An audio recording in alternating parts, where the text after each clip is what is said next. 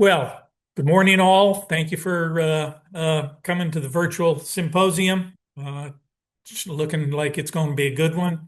Going to give a quick update of uh, KNPS during the 2025 past year. All in all, it was a good year.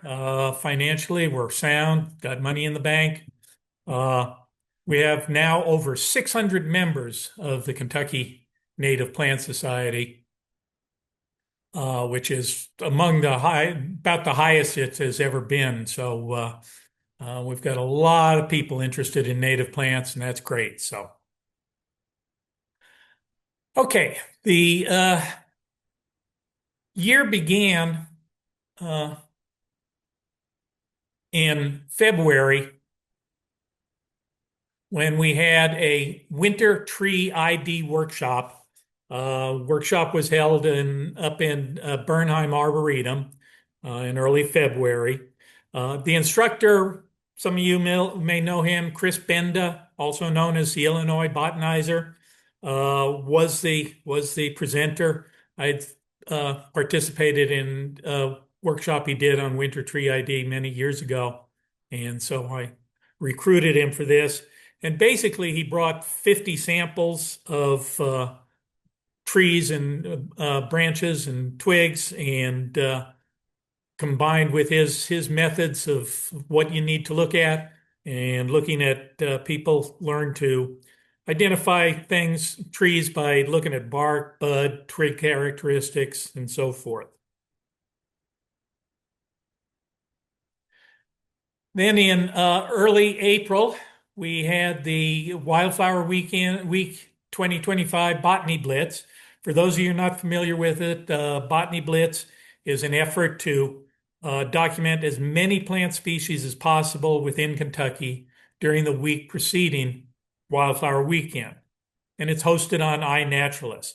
Uh, the weekend before Wildflower Weekend is the start of Botany Blitz, and we organize several kickoff hikes around the state to help folks learn to use iNat and document many plant species. Unfortunately, in 2025, all but one of the kickoff hikes had to be canceled because of heavy rains and flooding, as you all may remember from early April last year. So this reduced the number of observations made in 2025. But altogether, the Botany Blitz had 1,894 observations of 393 species of plants. So still a nice number. Wildflower Weekend 2025 was held on April 11th and April 12th. In 2022, the board decided that we would alternate between Natural Bridge in even numbered of years, which is our traditional home for Wildflower Weekend, and we'd alternate in odd number of years with other state resort parks. So in 2025, we had our event at Carter Cave State Resort Park. Well received,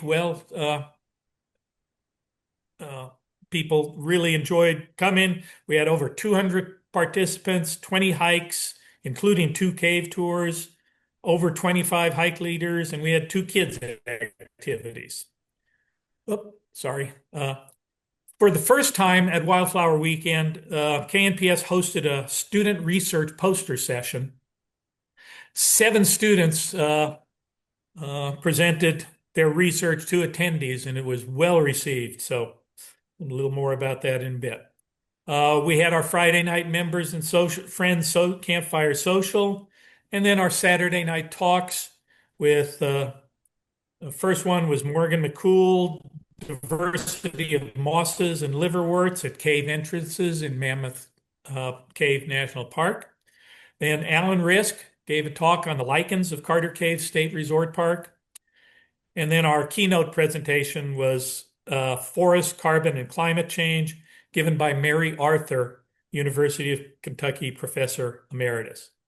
We had our raffle, which had, besides lots of native plants, books, plant-themed pottery, stained glass, etc. Most important thing about Wildflower Weekend, there were over 70 people volunteered to help out in one form or another for Wildflower Weekend, and they contributed hundreds of hours to make this event happen. So I think Kendall's going to talk a little bit more about volunteering, so I'll just leave it at that for now. But thank you to all the volunteers for all of our events. Uh, Field trips. Each year we try to do 4 to 8 field trips to natural areas with interesting or unique plant or in plant communities.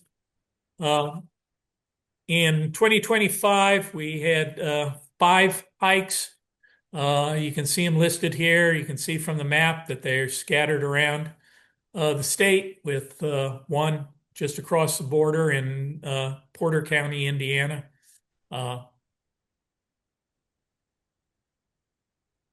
then uh, the 2025 was the second or third year of our Pollinator Garden Grant partnership. This program provides financial and support resources of up to $500 to Kentucky schools and nonprofit organizations that want to establish or expand native plantings to attract and sustain pollinators. Uh, as I say, it's been well received, and I think we had 30 organizations apply, and we only have 5 to give out. So the decision making was kind of tough, but we'll be doing it again soon. And so look at for the February Lady Slipper to have an announcement about how to apply and so forth. So. Uh, then in September, we had the KNPS fall meeting at Natural Bridge and the Red River Gorge. It began with updates of the Society's activities and plans. And then Dan and Judy Durson, who many of you may know, shared personal experiences and read excerpts from their book, Wildflowers and Ferns of the Red River Gorge and the Greater Red River Basin. KNPS helped fund the 2025 reprint of Wildflowers and Ferns, and we will have copies for sale at all future events. So look for that book because it's a great, great book. Besides Plant ID, the material at the beginning of this about the state and the geography and so forth is quite excellent. So after that, the group had a talk by Kendall on the white-haired goldenrod and sandstone rockhouses of the Red River Gorge. They were also talked about the Adopt a Rockhouse program, which is a program that utilizes volunteers to monitor the previously federally listed white-haired goldenrod. Rachel Cook then led a hike to a sandstone arch where white-haired goldenrod was growing to show people where it grows and such. It's endemic to Kentucky, and it's found in the state only in the Red River Gorge. It's limited to sandstone rock houses and where it grows on sandy soil behind the drip line. So, neat plant. Okay, save the date if you haven't already, April 17th and 18th, and now we may have a hike on the 19th up at Natural Bridge State Resort Park. All of you are familiar with Wildflower Weekend, I'm sure. In 2025, the student research posters was such a success that we're going to be doing it again this year. It was a great opportunity for people to interact with students who are doing research on native plants and native plant communities. So we're looking forward. And in this month's Lady Slipper, there was an article about how to submit your abstract for doing a presentation. So if you're a student doing research or you know students doing research in Kentucky botany, you might point them to this. And then to conclude here, 2026 is the 40th anniversary of the Kentucky Native Plant Society. began in 1986 when a small group of botanists came together to form the Kentucky Native Plant Society. And we're still going strong and looking forward to what comes. KNPS, among the hundreds of volunteers to the society, KNPS board members serve 2-year terms helping to make everything the society does happen. At this year's Wildflower Weekend, we're going to recognize as many of the past officers and board members and committee chairs as possible who volunteered their time.